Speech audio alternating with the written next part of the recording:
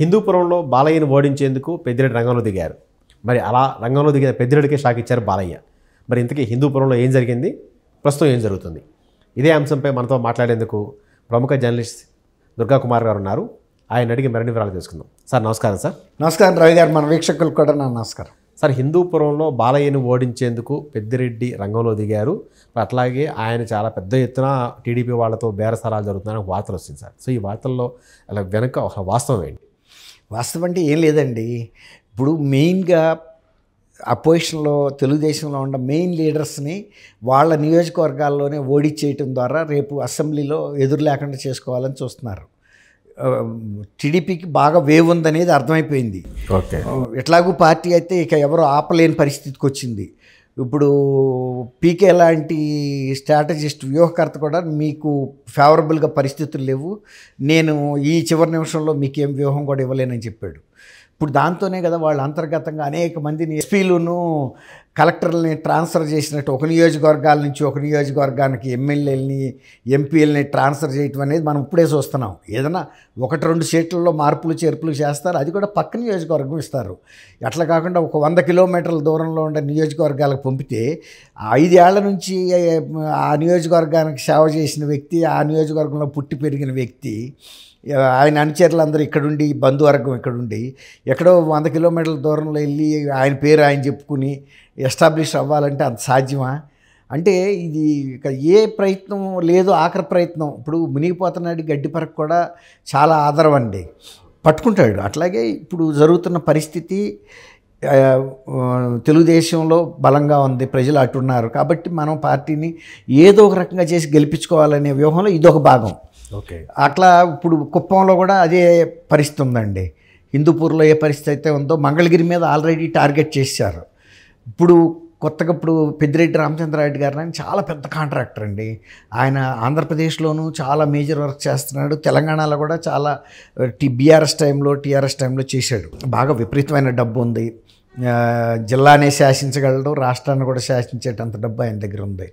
ఇప్పుడు వాళ్ళు ఏమనుకుంటున్నారంటే ఇక హిందూపూర్లో బాలయ్య ఎమ్మెల్యేగా 2 సార్లు గెలిచాడు, ఈసారి కూడా గెలిస్తే హ్యాట్రిక్కే.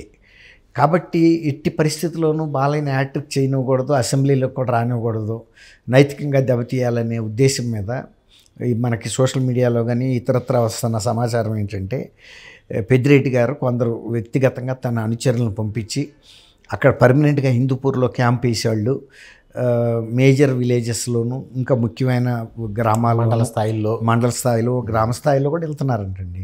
వెళ్ళి అక్కడ తెలుగుదేశంలో యాక్టివ్గా పనిచేస్తున్న వాళ్ళు ఎవరు, వాళ్ళని ఎలా అప్రోచ్, ఎవరి ద్వారా అయితే బాగుంటుంది అని ఆ గ్రామాల్లో ఐడెంటిఫై చేయటం. ఫస్ట్ ఐడెంటిఫై చేసిన తర్వాత ఆ పర్సనల్స్ని ఎమ్మడబెట్టుకుని వాళ్ళ దగ్గరికి వాళ్ళని పిలిపించుకోవటం. అంటే అక్కడ వెళ్ళరు, ఒక సాటకి ఏదైనా హోటల్లోకి పిలిపించుకోవటం, మాట్లాడటం.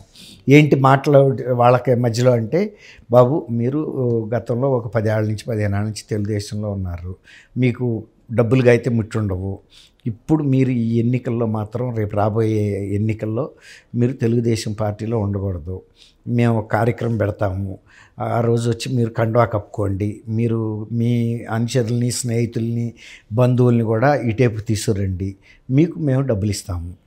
డబ్బులు మామూలుగా ఏదో 1000 ఇట్లా కాదు, లక్షల్లో ఇస్తాం, అది స్పాట్లో ఇచ్చేస్తాం. మీరు ఇది ఒప్పుకుంటే కనుక డీలు మేము ఒక ప్రజా కార్యక్రమం అంటే పబ్లిక్ మీటింగ్ లాగా పెడతాము, ఆ పబ్లిక్ మీటింగ్లో మీరు అందరూ వచ్చేసేయాలి, వచ్చి జాయిన్ అవ్వాలి, ఏదో ప్రమాణాలు చేయించుకోవటం అవి లోపల ఇంటర్నల్గా జరుగుతాయండి. ఇది ఇప్పుడు ఈ కార్యక్రమం చాలా పెద్ద ఎత్తున చేస్తున్నారు, పగడబందీగా కూడా చేస్తున్నారు. ఎందుకంటే కుప్పంలో కూడా ఇదే పరిస్థితి చేయాలనేది ఆలోచన మీద ఉన్నారంట. ఇప్పుడు మంగళగిరిలోనేమో మొన్న ఆళ్ళ రామకృష్ణారెడ్డిని డ్రాప్ చేయటమే ఒక స్ట్రాటజీ. ఏంటంటే ఒక సామాజిక వర్గంగా అక్కడి నుంచి నరుకు రావాలని. ఇవన్నీ కూడా అంటే ఈయన ఎక్కువ లోకేష్ గారు ఆ నియోజకవర్గం మీద ఆధారపడి ఉన్నాడు, అక్కడ బాగా పనిచేస్తున్నాడు. ఇప్పుడు ఆయనని ఆ నియోజకవర్గం నుంచి పోటీ చేయకుండా ఏర్పాట్లు ఎట్లా చేయాలనేది వ్యూహం మార్చేసుకున్నారు.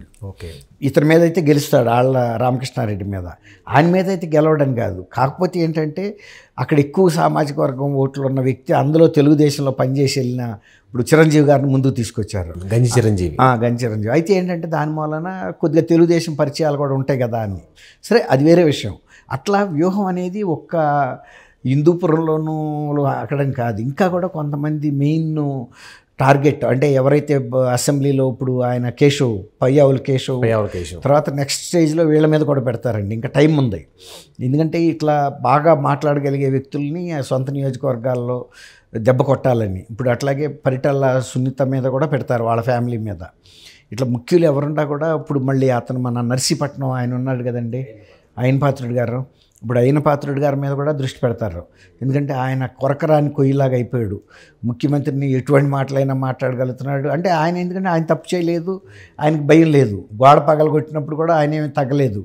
అసలు ఆయన అరెస్ట్ చేసి బయటకు తీసుకురావాలంటే కూడా ప్రజలు మొత్తం చుట్టేశారు పోలీసుల్ని.